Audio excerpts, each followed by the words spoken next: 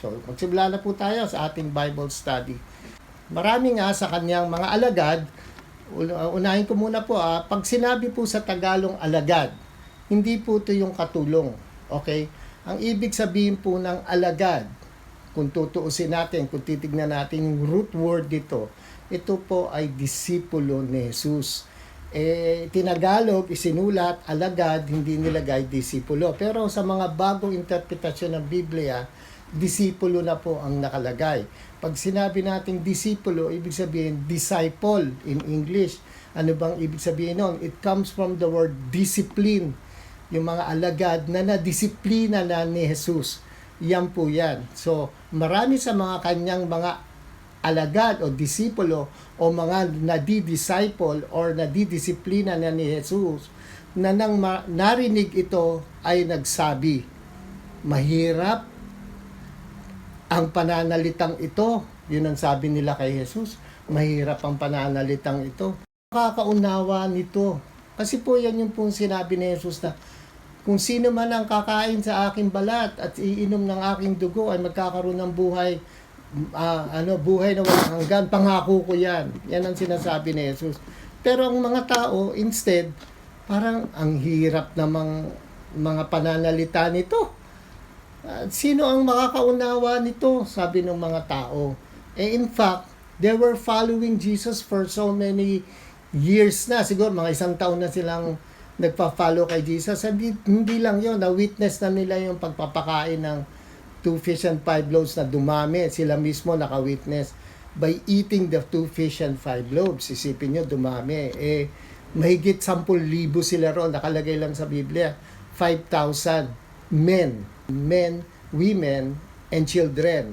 So sumatotal, mga more than 10,000 yung pinakain ni Jesus. Meron lang silang 2 fish and 5 loaves. At hindi lang yon, yung mga pinagaling ni Jesus, yung mga salita ni Jesus, makikita nila kakaiba, iba yung teaching ni Jesus talaga. In comparison dun sa mga nagtuturo sa kanila sa sinagoga at saka dun sa templo.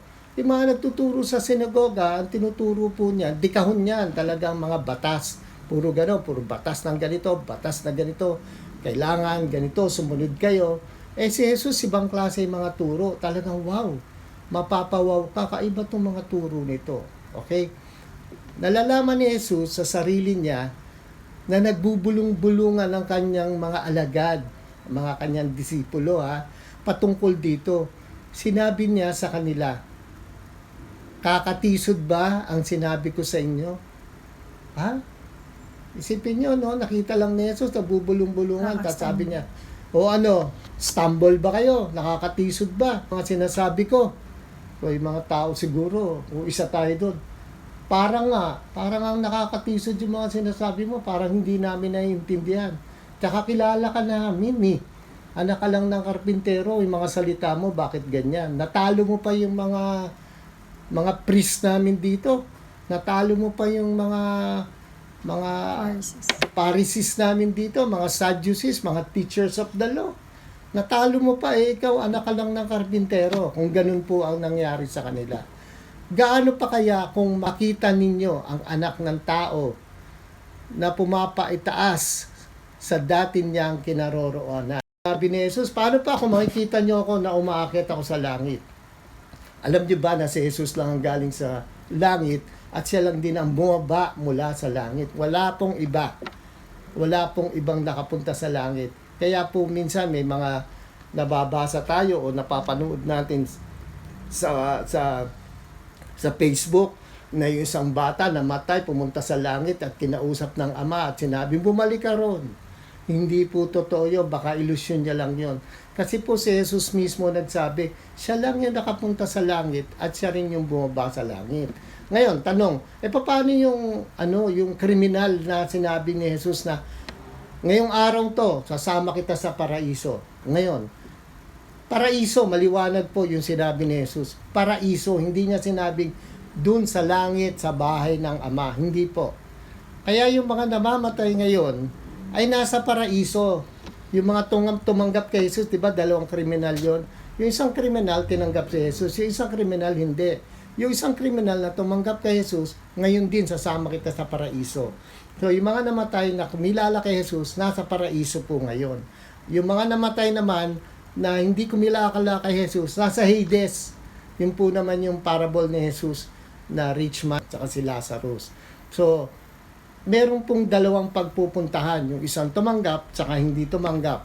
Doon sa Hades na yung hindi tumanggap, sa paradise naman o paraiso, yung tumanggap kay Jesus. Nag-aantay muli sa pagdating ni Jesus. So maliwanag po, wala ho kagad nakakapunta sa langit. Yung pagkamatay, si Kuya S namatay, diretso sa langit yan. Bakit? Nagtuturo yan ng salita ni Jesus? Hindi po. Kung sakali man ako, sa paraiso po ako mapupunta. Ganun po yun. Paraiso muna. Okay? Bago tayo pumunta sa langit. Tsaka lang tayo tatawagin para pumunta sa langit. Okay? Gaano pa kaya kung makita ninyo ang anak ng tao na pumapaitaas sa dati niyang kinaroroonan? Yun po yung sinasabi ni Jesus. Lalo na yon na hindi natin talaga matatanggap. Ang Espiritu ang siyang nagbibigay buhay. Okay? Binilugan ko yung Espiritu. Naintindihan niyo po ba yung Espiritu rito? Pag sa Biblia, nilagay yung Espiritu, capital letter E. Ang ibig sabihin niyan, Holy Spirit. Holy Spirit pa lang parang abstract na. Ano ba yung Holy Spirit? Ang Espiritu ang siyang nagbibigay buhay. Okay? Walang napapakinabangan ang laman. Ang mga salitang sinasabi ko sa inyo ay Espiritu at buhay. Napaka-abstract talaga ng mga turo ni Jesus na hindi natin maintindihan. Pasalamat at ngayon naiintindihan na natin dahil marami na talaga tayong paraan na research kung paano natin maiintindihan itong mga tinasabi ni Jesus. Dati sinabi niya yung katawan niya kakainin, yung dugo niya iinumin. Ngayon may espiritu naman. Ano ba yung espiritu? Alam niyo ba bago magpaalam si Jesus? Ito po ang sinabi niya sa kanyang mga alagad o kanyang mga disipulo. Okay. Ano ba ang Holy Spirit according to Jesus? Sinabi ko na sa inyo ang mga bagay na ito habang kasama pa ninyo ako. Ngunit ang patnubay, ang Espiritu Santo na isisugo ng Ama sa pangalan ko, ang siyang magtuturo sa inyo ng lahat ng bagay at magpapaalala ng lahat ng sinabi ko sa inyo.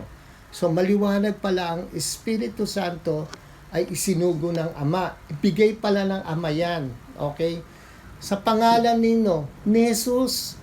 So sa pangalan ni Jesus, parang sinasabi ng Ama, sa pangalan ng anak ko, yung kumilala sa anak ko, isusugo ko ang banal na Espiritu o ipapadala ko ang banal na Espiritu.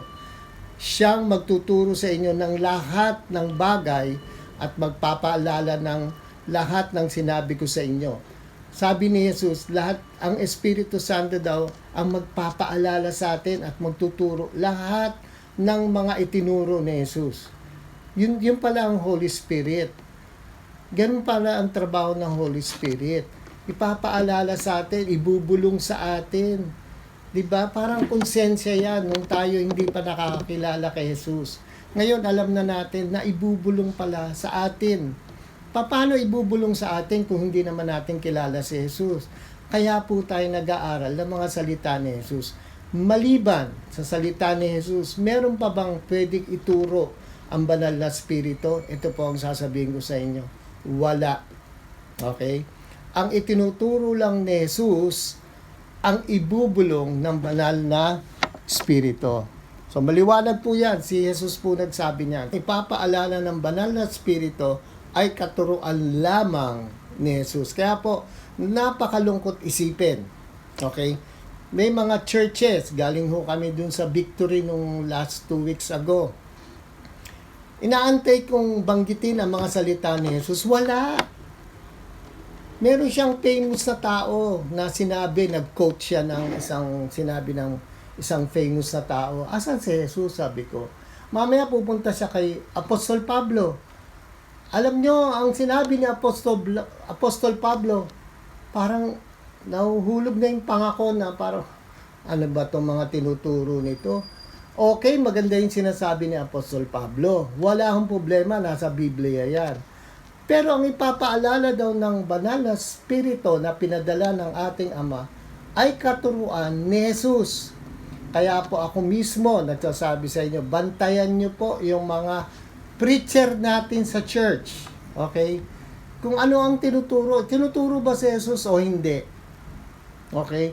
Marami na akong pastor na sinabihan, ituro mo si Jesus. Maawa ka sa kongregasyon, darating na si Jesus. Ituro mo ang salita ni Jesus. Bakit po? Ito po sinabi na ni Jesus na ang ipapaalala ng banal na spirito ay salita lamang ni Jesus. Walang iba. Okay? Pastor, mga preacher, ang gagaling nga mag-preach, pero hindi tinuturo si Jesus. Isipin na lang natin. Si Jesus andun, nakaupo, isa sa mga kongregasyon.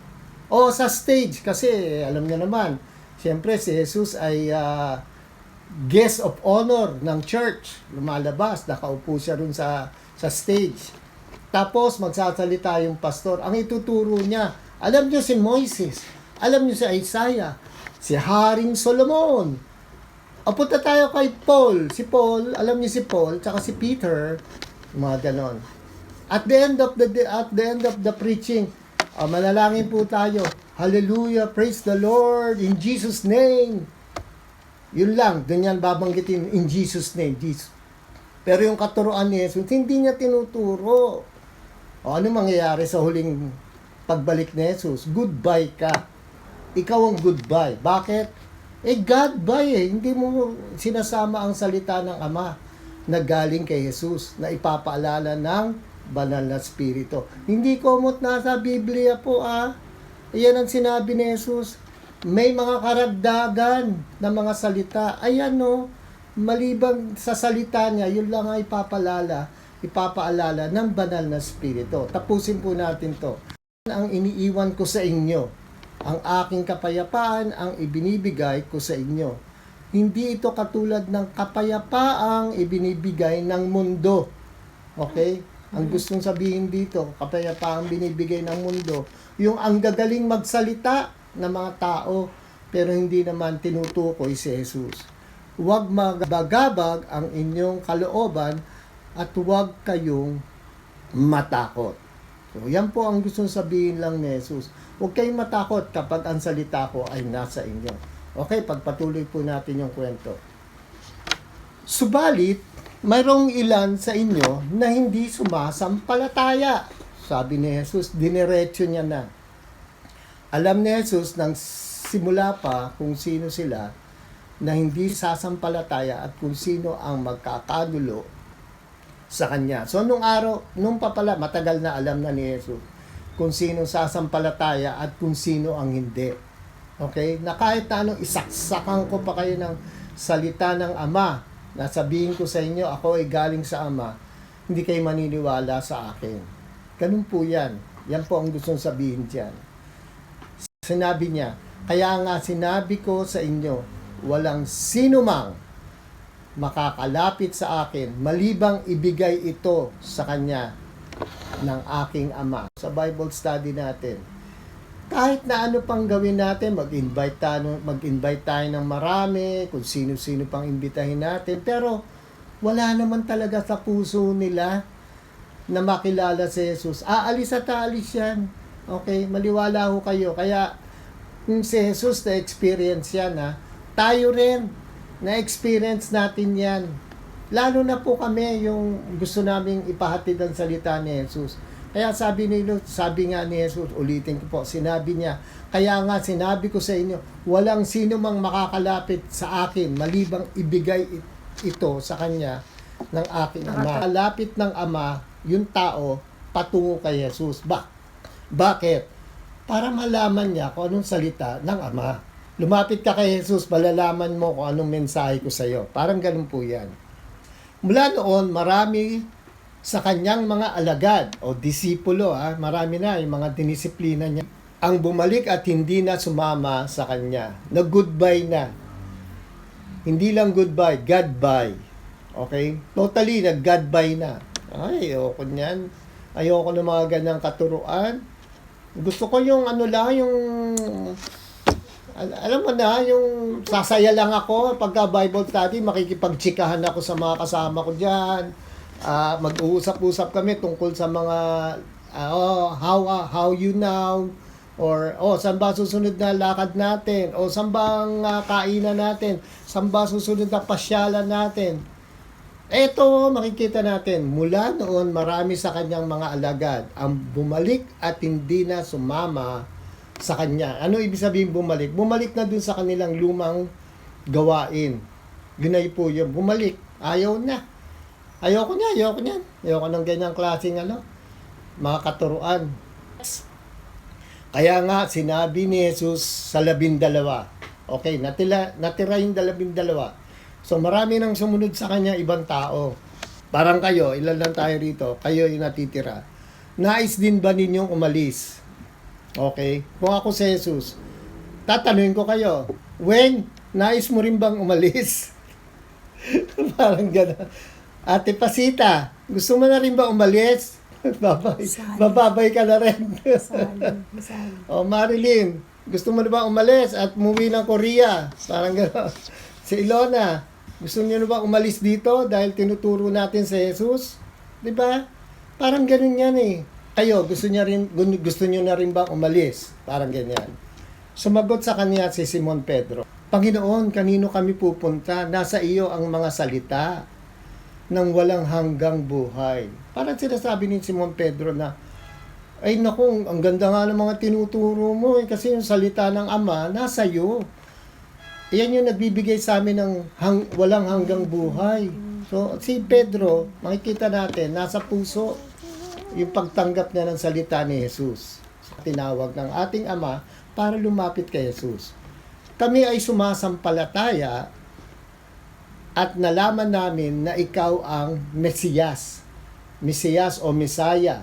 Bakit Messiah or Christ? Ibig sabihin yan, messenger ng ating Ama. Yun lang po ang ibig sabihin ng Christ. Okay? Tayo, Jesus Christ tayo na, Jesus Christ. Alam mo ba kung ano ibig sabihin ng Christ? O Messiah. Ang ibig sabihin niyan, messenger siya ng ating Ama. Yung salita ng ating Ama ay ibinaba niya rito para ihatid sa atin. Okay, may in-order ka sa Shopee. Andiyan na yung parcel mo. Dumating na. Yan, parang ganon. Yung Grab, yung mama na naghahatid. So, si Jesus naman yung Grab ng ating tatay na hinihatid yung salita ng tatay natin para sa atin. Ulitin ko, kami ay sumasampalataya at nalaman namin na ikaw ang Mesayas, ang anak ng buhay na Diyos. So naniniwala sila na si Jesus talaga ang naghahatid ng salita ng ating Ama. Okay? Sumagot sa kanila si Jesus, hindi ba 12 kayong pinili ko at isa sa inyo ay ouch, diablo. Dinerecho na ni Jesus, meron din palang isang diablo. Doon sa 12, sa isang dosena na nakasunod sa kanya ngayon habang nag-uusap sila. Sabi niya, hindi ba 12 kayong pinili ko at isa sa inyo ay diablo? Talaga nga naman Lagi yan. Lagi yan. Kahit barkada nung araw, naalala ko tuloy. Kwento ko po sa inyo Yung barkada ko nung college, okay, matitino kami. Pero merong isang pumasok sa amin na may kaya, mayaman, talagang di kotse. Okay?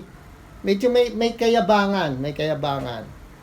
After na, minsan nagkaroon kami ng party. So, nagsama-sama kami sa party. Sabi ng daddy ko nung araw, ayoko na umuwi ka ng gabi, delikado ha? Okay dad, sabi ko. Ang ginawa ko, hindi ako umuwi ng gabi. Ang ginawa ko, nasa lansangan ako lalo. Hindi na ako umuwi. Etong kaibigan kong to, siguro, pagpalagyan natin, 12 rin kami. Merong isang diablo na nakasama sa amin. Sabi niya sa akin, Sar, alika, sakay ka sa kotse, ako na bahala sa'yo. Matulog tayo sa bahay namin. Ha? Sige. Nakatira siya sa BF Las Piñas. So, mula Makati, punta kami ng BF Las Piñas. Habang nagda-drive siya, umiinom ng beer. Doon kami sa South Super Highway, hindi pa ganun masyadong kahigpitan South Super Highway noon. Tuwing mauubos niya yung beer, tinatapon niya yung bote ng beer sa South Super Highway. Sabi ko, kapag may na-aksidente rito, damay-damay kami sa ginagawa nitong buwisit na bakit ba ako napasama rito sa demonyong Diablo na to na kaibigan namin. Kilala ko naman siya, talagang mayabang to at well, feeling niya, iba siya. Eto na, hindi kami nagpunta dun sa bahay niya. Nagpunta kami dun sa chika babes niya na hindi ko alam na syota niya ba yun o ano kasi yung bahay isang bungalow lang, maganda sa BF Homes din, Las Piñas. Pagpunta namin, ginarahin niya yung kotse niya. Pagbaba namin, pinakilala niya sa akin, oh sir, si ano, ganyan. Nakita ko, ang ganda ng babae. Sabi ko, sino kaya to? Girlfriend niya kaya to? Okay, hi, good evening. Sabi ko, tapos sabi nung babae sa akin, dito ka matutulog. Ako meron pa rito isang room, you can stay in this room, ganyan. So, dun sa isang kwarto, dun ako pinastay. So, ang nangyari ngayon, dun habang nakahiga na ako dun, bumukas yung pintuan kasi merong connecting door. Dun sa door nila, nung kaibigan ko, may connecting door going towards dun sa door, dun sa kwarto kung saan ako natutulog. May dalang mga unan, tsaka kumot. Sabi niya, ito, you can use this pillow, tsaka kumot. Sabi niya, gulat ako, naka-nighties na yung babae. Natakot ako dahil baka mamaya, akala ko, ano to, ako ba magiging katabi mo? Parang gano'n. So natakot ako, sige, thank you, sige, good night. Good night ko kagad. Tapos, di pumunta na siya doon sa kabila, yung connecting door doon sa kabila. Eto na, di nakatulog na ako. The next day, paggising ko, eto nangyari. Wala na yung kaibigan kong walang ya. Wala na ron. Kami lang dalawa nung babae.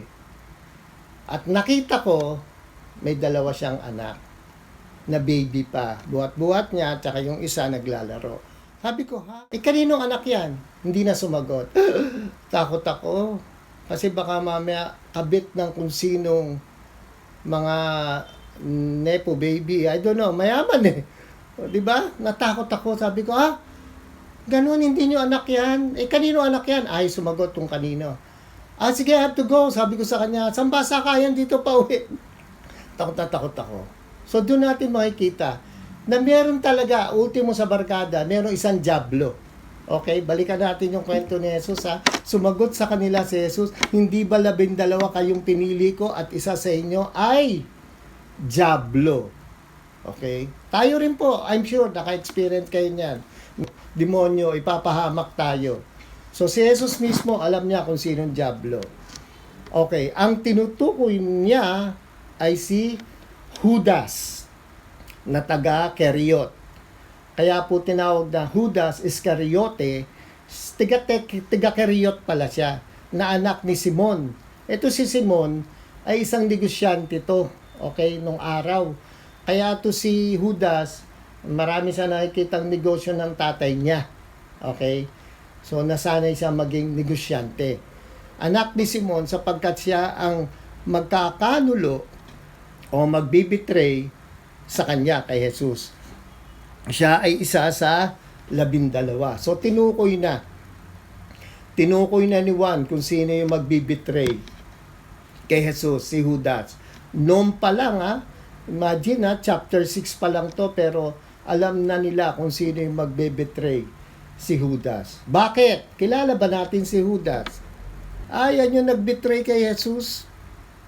Yan yung pinagbili si Jesus. Kilalanin natin si Judas. Si Judas witnessed miracles, healing, driving out demons, and heard Jesus' teachings for 3 years. Isipin nyo ano ba yung mga miracles ni Jesus? Bulag nakakita, pilay nakalakad, patay nabuhay, diba? Healing, diba? Dami niyang ginamot. Driving out demons, diba? Mga pinaalis niya mga demonyo sa tao. At narinig niya mga katuruan ni Jesus for 3 years. 3 taon niyang narinig, kasama niya si Jesus. Judas was a preacher, healer, cast out demons. Wow! Marami rin pala nagawa si Judas. Saan ko po napulo to? Dito po, sa kwento ni Jesus sa Luke.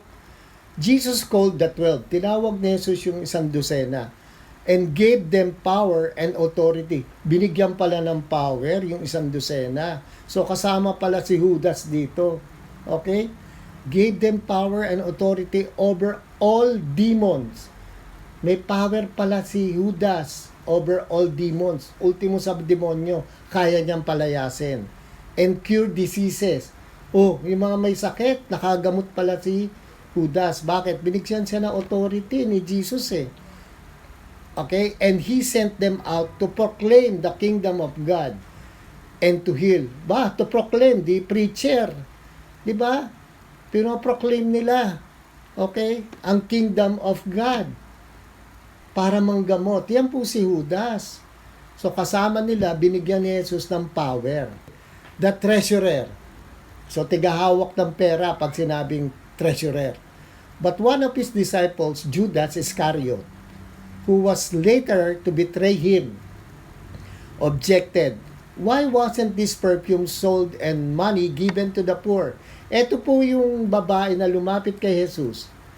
Okay, na nililis na yung ulo ni Jesus saka yung paa ng isang mamahaling langis na oil. Okay? Nakita ni Judas, "Uy, sayang yan, dapat yan ibinenta na lang at ibinigay sa mga hihirap." Nakikita niyo si Judas, kabaitan dating. It was worth years' wages. Isipin niyo, isang taong yung halaga pala noon ay isang taong sweldo na isang ordinaryong empleyado. Okay? He did not say this because he cared about the poor.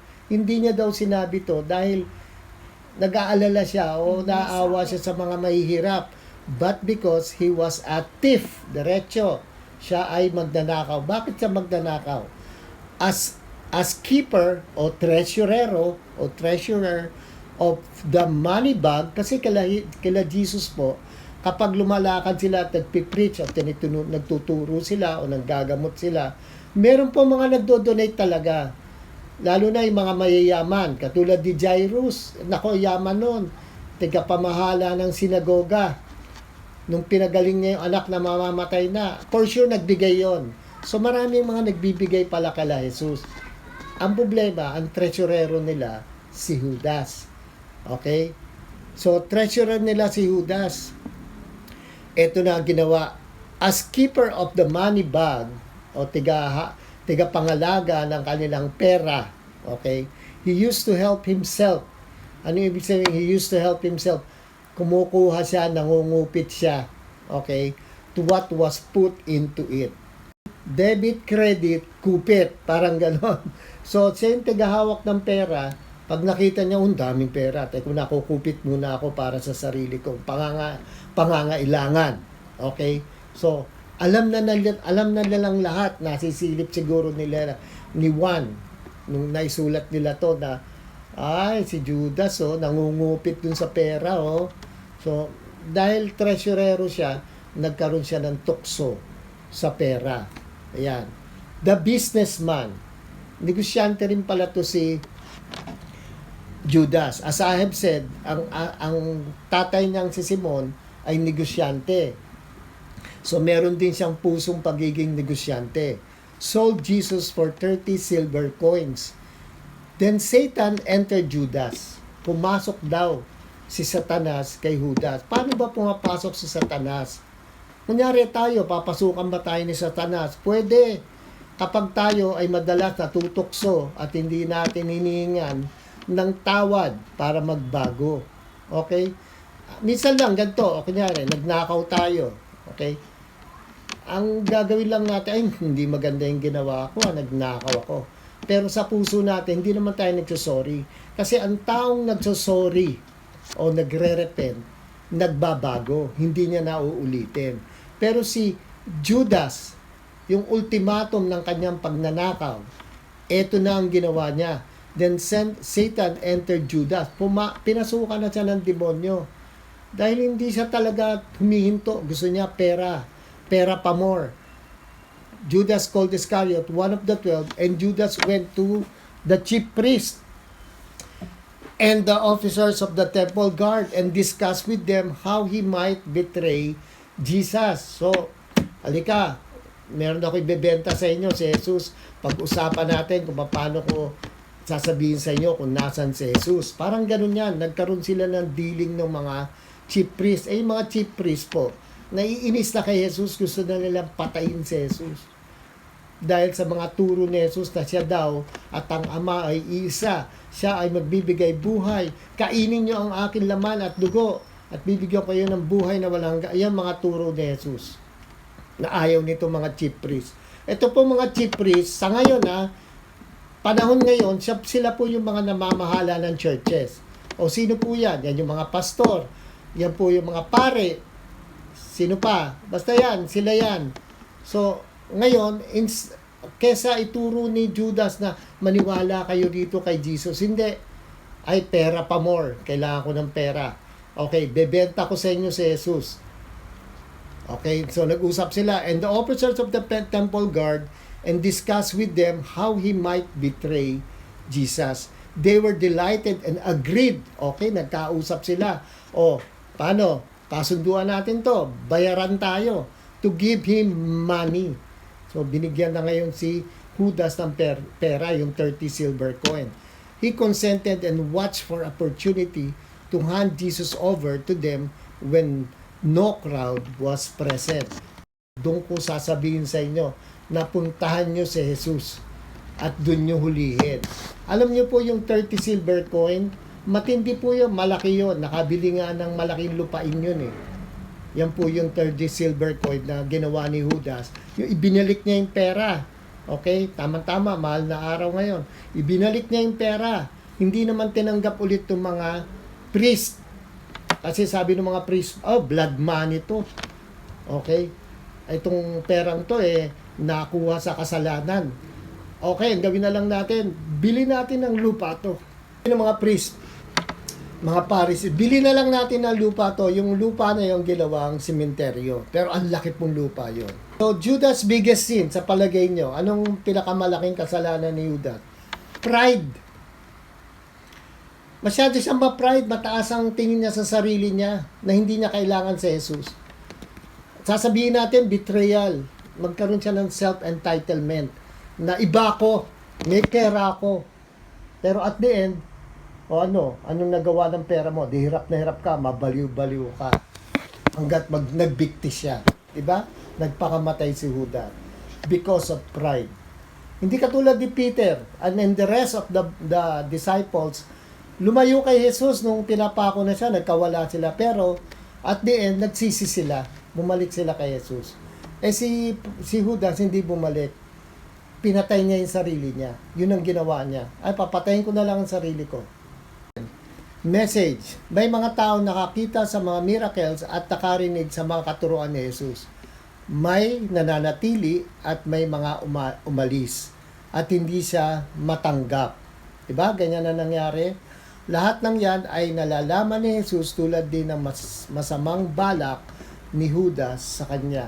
So, beforehand, bago pa mangyari, alam na ni Jesus na yung mga taong yan hindi magugustuhan yung katuruan niya. Totoo po yan. Maniwala kayo sa hindi, marami pong ganyan. Talagang ayaw ng katuruan ni Jesus. Ang pride, walang kapatawaran yan eh. Okay? Hindi katulad nung walang pride, lalapit ka para magsisi. Diba? Sorry po.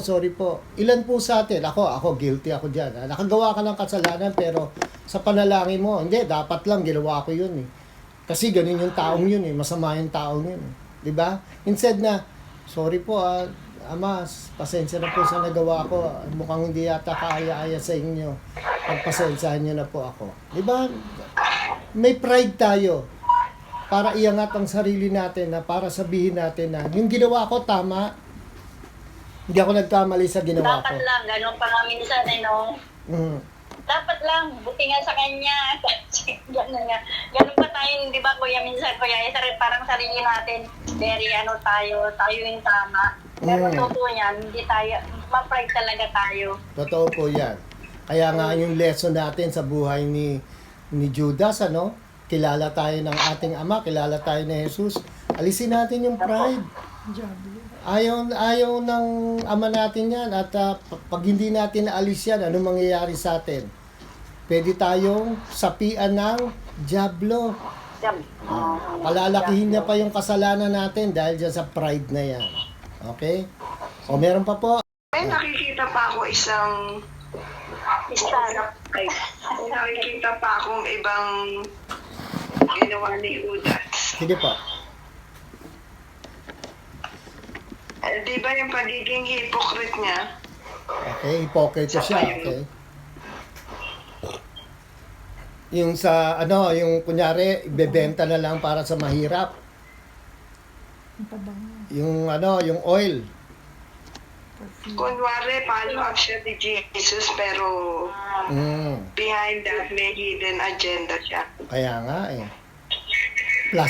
Plastic. No. Isipin niyo, for 3 years kasama niya si Jesus, tapos meron pala siyang kademonyo ang gagawin, Binigyan siya ng power ni Jesus to heal. Binigyan siya ng power ni Jesus to proclaim the kingdom. Di ba? Oh. Na-witness niya lahat ng mga miracles ni Jesus, saka mga katuruan ni Jesus, and yet hindi pa rin siya nabago. Di ba? Next, application. Paano natin i-apply sa buhay to? Ang buhay ni Judas ay isang lesson sa atin na kahit kinikilala natin si Jesus, ay maaari pa rin tayong pasukan ng demonyo. Kaya tayo mag-ingat. Kahit na kinikilala pa natin si Jesus, ay maaari pala tayong pasukan ng demonyo. Simulan nating alisin ang pride. Ayan na nga. Magsisi sa ating mga kasalanan. Matuto tayong magsisi bago pa tayo mapalayo kay Jesus at sa ating amang nagmamahal sa atin. Diba? So, lesson po sa atin yan. Maganda natin kunin sa buhay natin. Alisin yung pride. Minsan ma-pride talaga tayo eh. Lahat po tayo yan. Talagang meron tayong feeling of pride. Ng mataas. Masyado kang mataas sa sarili. Medyo bumaba tayo. Okay? Yan po ang application. Ano pang application ang pwede natin magamit dito? Meron po ba kayong naiisip na ito gusto kong gawin? Hindi ako mag-God by. Diba? Lalo kung kikilalanin si Jesus. Okay. Yan po ang application natin. Okay? So kahit nasabihin pa natin kinikilala natin, hindi naman tayo bumababa o nag-humble. Andun pa rin yung pride, maaari tayong pasukan. Okay? Ng demonyo. Kaya simulan na natin alisin yung pride. Okay, sa ating buhay. Karakter ni Jesus. Number 1, kilala niya ang bawat isa na may pananampalataya at mananatili sa Kanya. Kilala pala tayo ni Jesus, kung sino yung mananatili talaga sa Kanya at sinong hindi. Okay? Hindi niya pinipilit bumalik ang taong lumayo sa Kanya. Totoo po, pag umalis ka, alam nga namang susuyuin ka ni Jesus, hindi. Umalis ka, bahala ka sa buhay mo. Totoo po yan. Totoo po yan. Tingnan nyo, si Judas ba, binalikan ni Jesus? Yung mga taong umalis kay Jesus, yung mga alagad na kung tawagin, o disciple, uy, huwag kayong umalis. Marami pa kayong matututunan sa akin. Gumanon ba si Jesus? Hindi. Bagkus, sinabihan niya yung 12 disciples, o kayo, gusto niya na rin ba umalis? Pero isa rito sa inyo, demonyo. Oh, very strong, Number 3, alam niya ang masamang balak ni Judas sa kanya.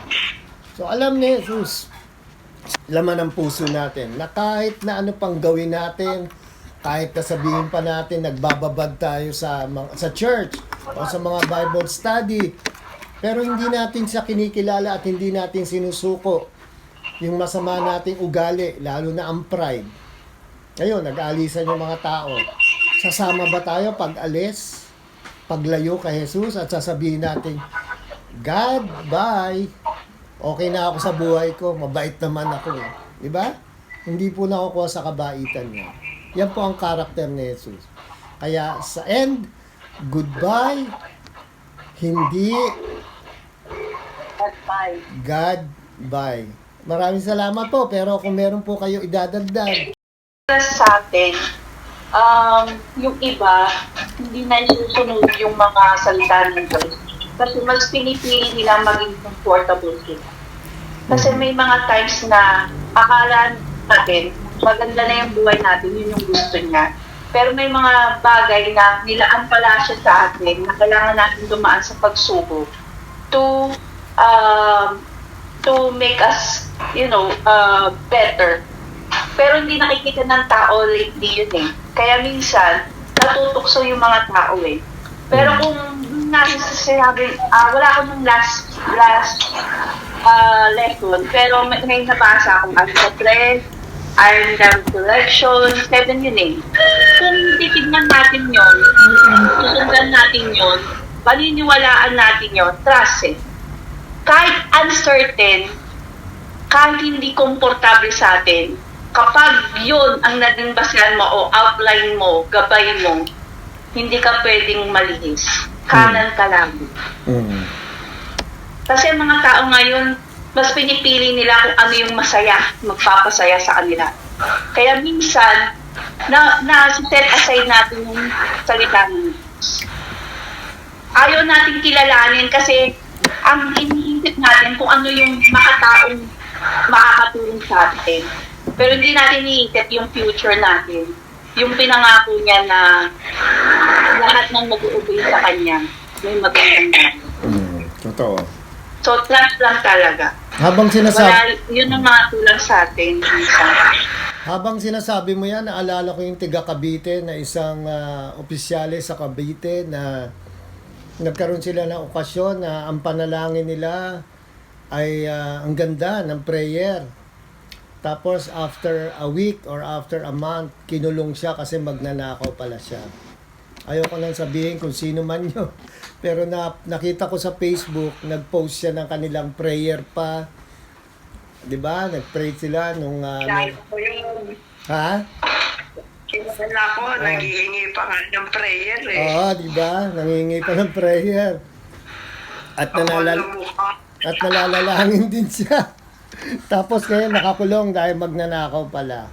'Di ba? Aray.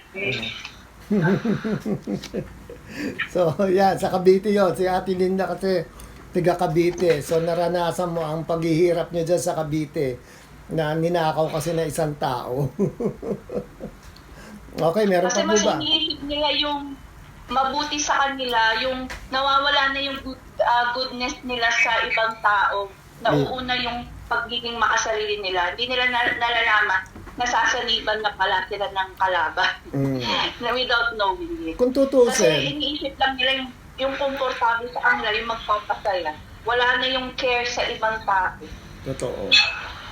Kung tutusin, nagsisimula sa maliit na pagnanakaw yan eh. Katulad ni Judas, di ba? Maliit lang, tapos nung lumaki na, yan, pinasukan na ng demonyo, hindi niya na makontrol yung sarili niya. Sana makakilala siya sa kulungan, di ba? Yung dyan sa Cavite, sana makakilala naman siya kay Jesus. Yung tunay na makilala niya. Yan. Meron pa po. Meron pa kayong gustong sabihin, dagdag, bago tayo magpaalam. Judas ba? Save man? Si Judas ay? Save man. Save. Okay, ganito po yan. Ang aking explanation dyan, katulad nga lang sinabi natin kanina, dahil sa pride, hindi siya humingi ng sorry sa kanyang nagawa. Ano ang unang-unang katuruan na tinuturo ni Jesus? Repentance. Hindi siya sumunod. Kung magja-judge sa kanya, hindi naman natin kasi alam kung mapupunta siya sa langit o hindi, kung masasave siya. Pero kung ako at nakita ko for 3 years yung kanyang mga masasamang gawain, na pagkatapos siyang pakainin ni Jesus ng kanyang salita, bigyan siya ng power to drive out demons, to heal the sick, at nakita niya yung mga miracle ni Jesus at hindi pa rin siya nagbago, isa lang ang masasabi ko, goodbye ka, doon ka sa baba. Yan. Yun ang akin ha. Pero sa kung tutuusin po, even yung mga Bible scholars cannot say that Judas will go to hell. Bakit? Yeah, tsaka nagbikti siya eh. Oo. Nagbikti. Iba po yung, Oo eh. ano pa? Nagbikti. Dapat lumapit sa Panginoon. Correct. Lumapit siya para humingi ng tawad. Diba? Oo. Iba yung remorse, iba yung repentance. Yung remorse, nagsisi ka lang. Pero hindi ka naman humingi ng tawad. Dahil sa pride. Yan. Ano? Kaya paano yung mga nag-left the group? Ano, Ate Na Linda? walang Yung mga yung nag-left. mga nag-left the group na walang paalam. Isa lang masabi ko, anong ginawa ni Jesus? Hinabol ba ni Jesus? Yung mga umalis na mga disciple? Hindi ba rude yun, kuya? Oo, nagkaroon nga ng rudeness yung mga tao na umalis kay Jesus eh. Wala ka nung kanina, Ate Linde, sabi ng mga tao, alis na lang kami. Okay, goodbye to you, Jesus. Hindi namin kayang tanggapin iyong katuruan. So yung dito sa grupo natin na nag-left the group, dalawa po yan. Kasi yung iba talagang may problema sa buhay at hindi nila kaya, siguro financially, kailangan natin ng load, di ba? Pagka nagba-Bible study or cellphone, okay? Kailangan ng cellphone, baka mamaya wala siyang cellphone. Umaalis na lang. Yung iba naman, nawawala na lang talaga kahit nakausapin ko. Pagkatapos makikita ko naman, andyan naman siya sa ibang Bible study na happy-happy lang.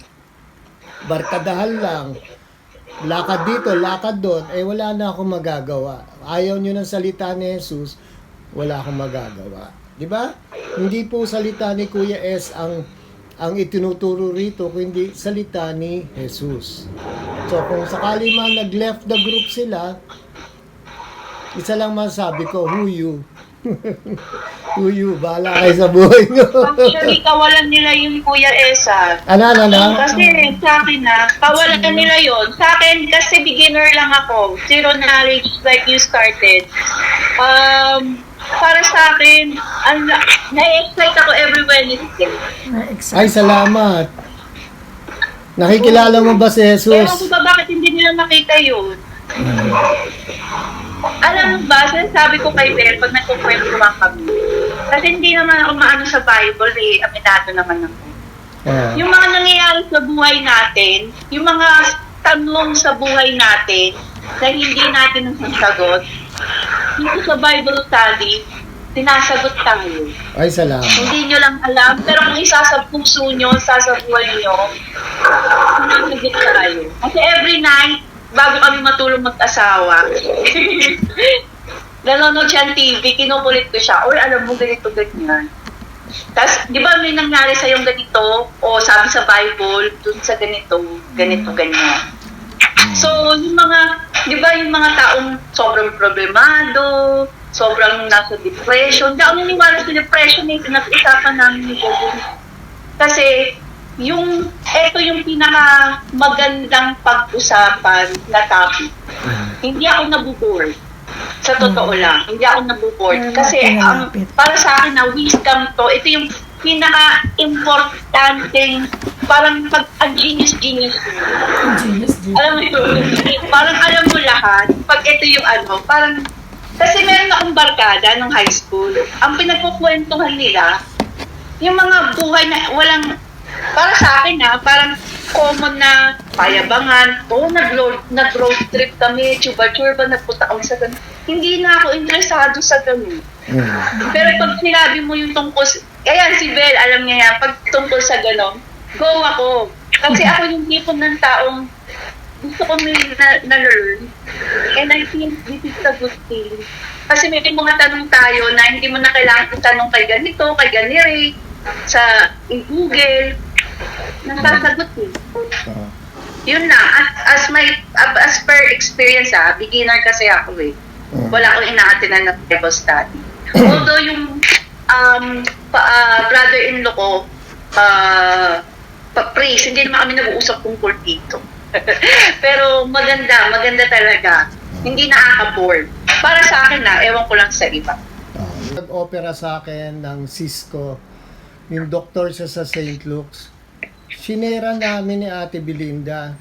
Alam mo, bigla siya natulala. Sabi nung parang sekretary niya, alam niyo po ba si Doc, dating magpapari sana yan eh. Kumbaga may calling siya talaga, no? Sabi niya, ngayon lang ako nakarinig ng ganyan ah. Ang dami kong nalaman, sabi niya. Pinagkwentuhan ko siya tungkol kay Jesus. Na talagang pagka yung salita ni Jesus ang pinag-usapan, ang sarap talaga. Iba ang usapan.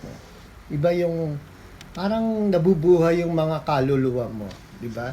Katulad nga ng sinabi ni Jesus, yung banal na spirito. Abstract yan sa mga Christian. Ano yung banal na spirito?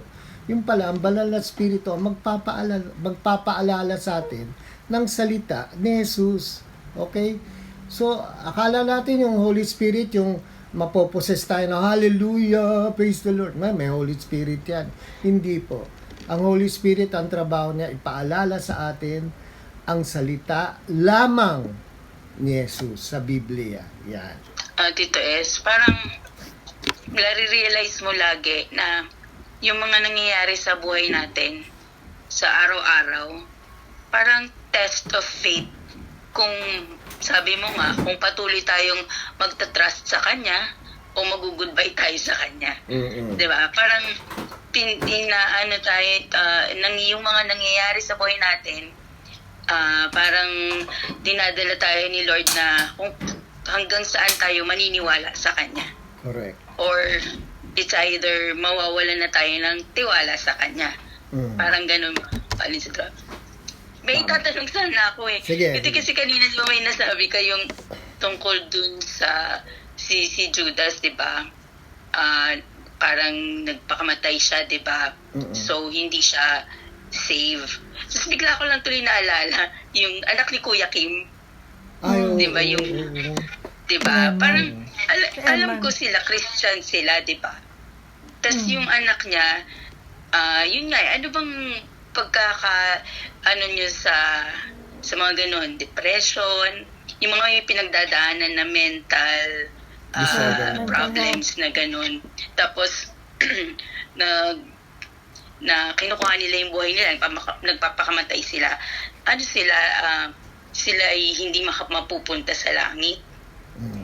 Yung una, pagpunta sa langit, karapatan para malaman kung sino pupunta sa langit o hindi. Si Jesus lang nakakaalam yan, tsaka ang ating Ama. Pero alam natin, yung mga taong may diferensya, okay, na hindi naman talaga tunay na kumilala kay Jesus, okay, makikita naman natin kung sino yan mga yan eh. Makikita natin yan, talaga makikita natin yung kanilang mga pananalita, reasoning nila kung bakit sila nagpakamatay, di ba? Ito dahil lang kung bakit ako nagpakamatay. Makikita mo walang bahid talaga na pagkakakilala kay Jesus at walang relasyon sa ating Ama. So, ang tanong, kung sakali man naaakyat sa langit, sinong kilala niya sa langit para makapasok siya? Makakapasok ba siya sa loob? Hindi. Kasi hindi niya kilala yung may-ari ng langit eh. Hindi, katulad halimbawang siguro alam ko hindi ko siya kilala siyempre, pero sa pagkakaano ko lang, Christian siya. Tapos yung siguro naman nababahagiran din siya ng salita ng tatay niya ng salita ng Diyos. I mean, palagay ko naman nakakakilala siya, pero yung may mga ganung pinagdadaanan na mental state problem, yung mga nadidinig ko ngayon na nagkakaroon sila ng depression and anxiety, na parang may bumubulong sa kanila na gawin yun, na magpakamatay sila. Parang, kasi yung sa akin, yung mental problem, na katulad ni Judas, nagkaroon na ng possession. So, mental problem is a possession na. Dati, pasundot-sundot lang sa kanila yung mga kalungkutan, nagpapakamatay dahil sa depression. Tatanungin kita, nung panahon mo ba may ganon? Wala ang nadidinig na ganon. Wala. Pero ngayon, matindi na. Anong ibig sabihin? Double time na ang demonyo. Depression, after depression, another depression. Sumunod, pupunta na sa impyerno. Bakit? Hindi na talaga tumawag sa Ama. Yun nga yung kasalanan ni Judas, pride. Diba pagka nagkaroon ka ng depression, humingi ka ng tawad sa Ama, pasensya na po at ako'y nagkakaroon ng depression pero alam ko kayo ang lulutas nito. Ang mga tao, hindi, kaya ng gamot to, gamot. Kaya ng doktor to, doktor. Kesa lumapit sa Ama, kesa makilala si Jesus, hindi na, didepress pa rin ako, papakamatay na ako. Matindi na yung bulong ng demonyo sa kanya. Eventually, ang mangyayari, pinoposes ka na ng demonyo for you to kill yourself. Patay mo na yung sarili mo. That's the solution. That's the final solution, to kill yourself.